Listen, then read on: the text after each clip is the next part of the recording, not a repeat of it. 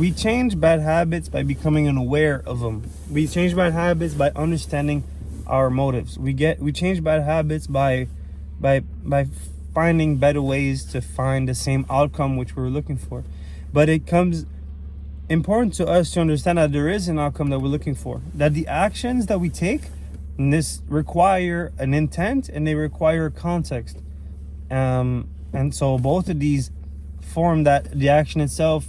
It depends what intent are you doing it for, and it depends for, pretty much for what outcome and what intent, in what perspective, in what context did you do it in. That will make it pretty much if it's good for you or bad for you, if it's healing or destructive in your life. To change something bad, a bad habit in my life, what has helped me the most is to always fall forward. I had trouble to change cold turkey, but it's not that I had trouble, but it felt like there were still things that I didn't understand about myself when I did so. Felt like it's sort of jumping through something rather than going through it. And what that allowed me to do by falling forward and not necessarily just quitting something cold turkey is that it allowed me to never fall back.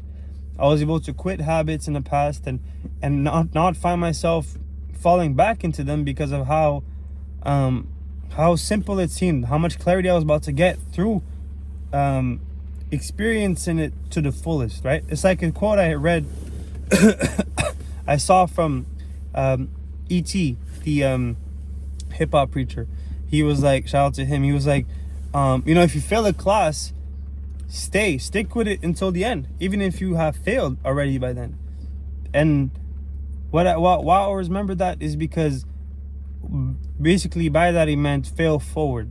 Is that even if you're doing wrong, even if you're doing it and you're not doing it right, you're not able to succeed in it, but by failing forward you can get the most that you can out of this failure, and you can have learned something. And then what I've realized is that whenever I was in any position but I was able to learn something out of it, whether it was fail or succeed, it made it that I was able to, I always felt like I won. I always felt like I was able to gain something, and that I grew as a person, as a character, that I was more valuable by doing so. And so if I was to explain it to somebody, this is what I'd say is that, let's say you have trouble quitting cigarettes. It's not to stop. It's not to just take your pack and throw it in the garbage and throw it in the bathroom, whatever. But it's okay, well, your intent now is to stop. Well, go through tomorrow and try to have one less one.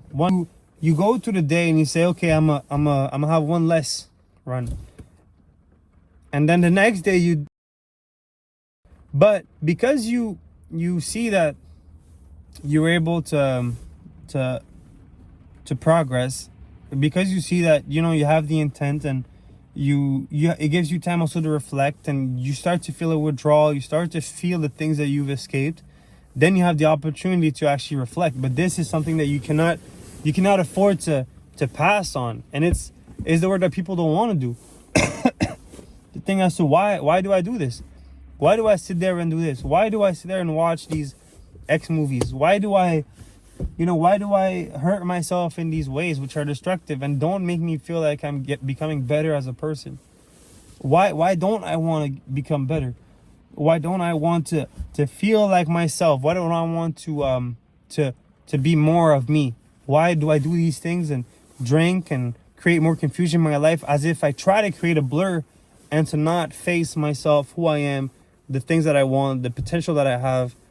And these are real questions. People will voluntarily create obstacles in their way because of the problems, that the difficulty that we have, or that they have, into change and into facing truth, right? The truth that we're better than these habits that we have, or that the reality that we try to paint about life, about ourselves,